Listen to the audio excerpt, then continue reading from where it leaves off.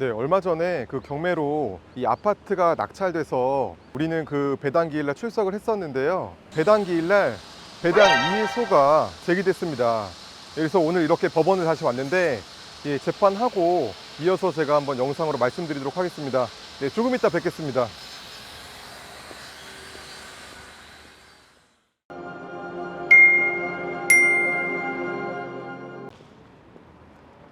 네, 방금 재판 끝났습니다. 워낙 소송이 많으니까 후다닥 한 10분 만에 끝났는데요. 자세한 이야기는 좀 편한 장소로 가서 이어서 말씀드리겠습니다.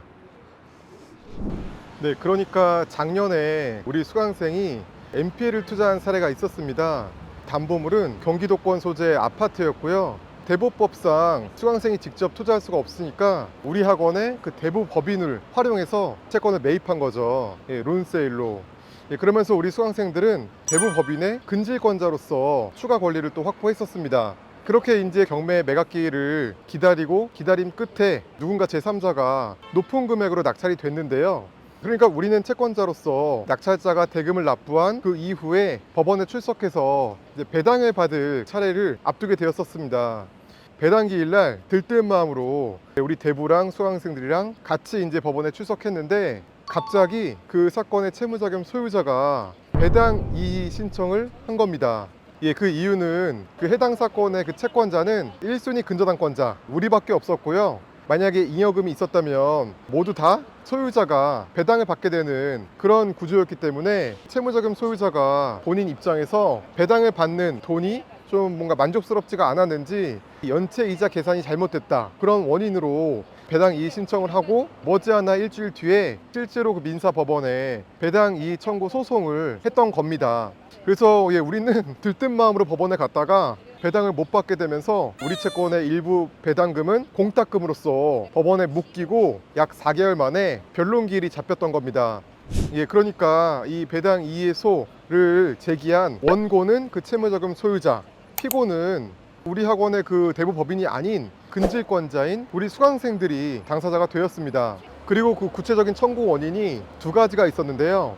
예, 그 첫 번째는 대부업법에 의해서 이 개인은 채권을 매입하지 못하기 때문에 표면적으로 대부법인을 이용한, 예, 그리고 거기서 파생시킨 권리는 근질권으로서 이런 것들은 다 편법이다, 그런 주장이 있었고, 둘째는 채권 계산서가 잘못됐다, 근저당권자가 받을 원금과 연체 이자는 해당 금액이 아니고 1,000만 원 정도를 더 감액해야 된다, 그런 주장으로 소송을 넣었던 겁니다. 예, 방금 제가 재판을 참관해서 입회하에 그 과정을 다 들어보고 재판이 종결되었는데요.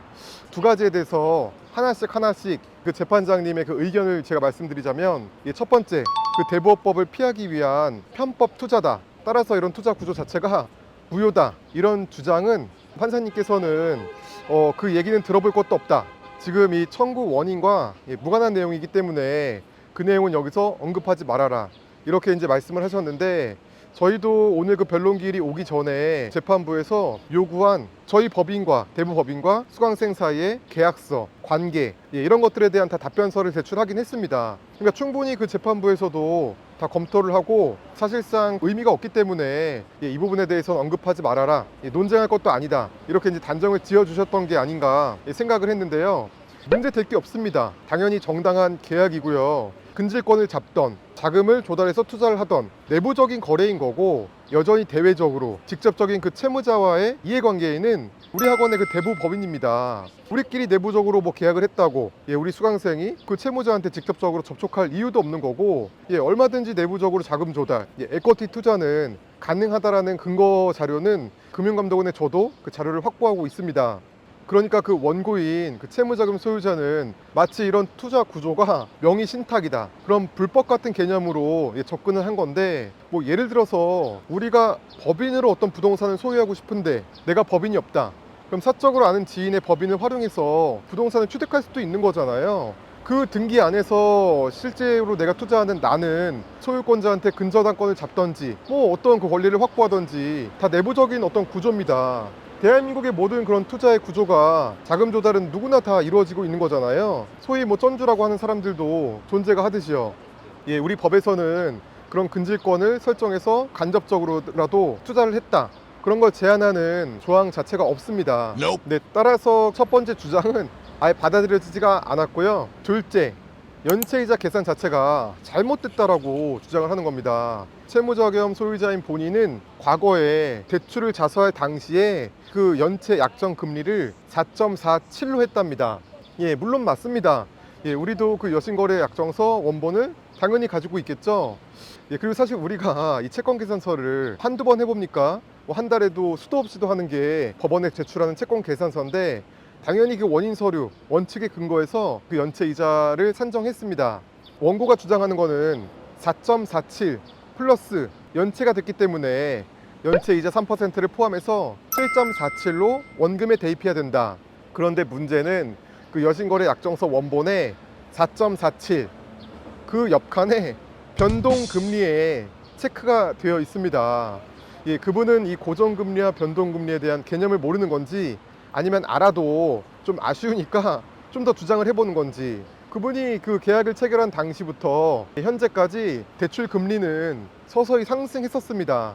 그래서 우리가 채권을 매입할 당시에 이미 변동된 금리는 7% 정도 됐었고요. 거기에 3%를 포함해서 10% 정도로 이 연체이자를 계산한 겁니다. 변동금리는 당연히 그 3개월이나 6개월마다 변동되기 때문에 상승되면 어쩔 수 없이 금리 인상은 뭐 필연적인 구조 아니겠습니까?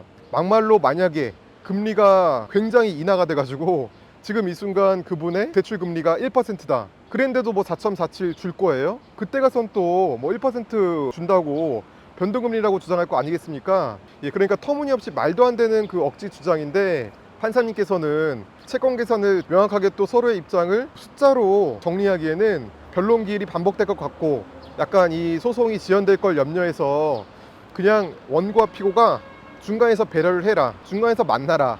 예를 들어서 우리는 연체이자가 10%, 저쪽은 7.47%, 그러면 약 뭐 8.5% 정도에서 중간에서 합의를 해라.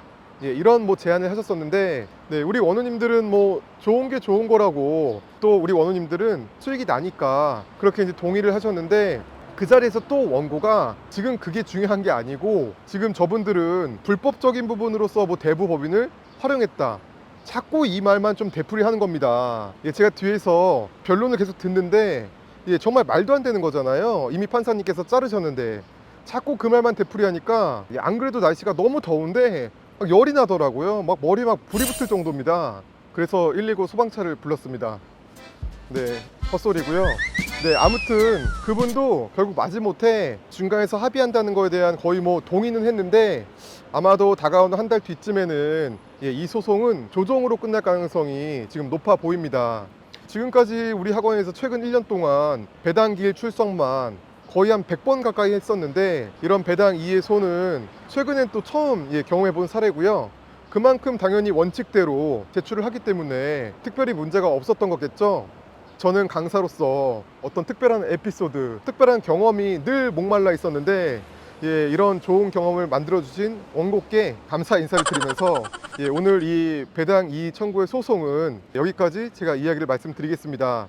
추후에 또 마무리가 되면은 수익까지도 한번 공개를 해보는 시간을 갖겠습니다. 네, 그럼 여러분들도 권투하시길 바라면서, 네, 오늘 영상은 여기서 마치겠습니다. 감사합니다.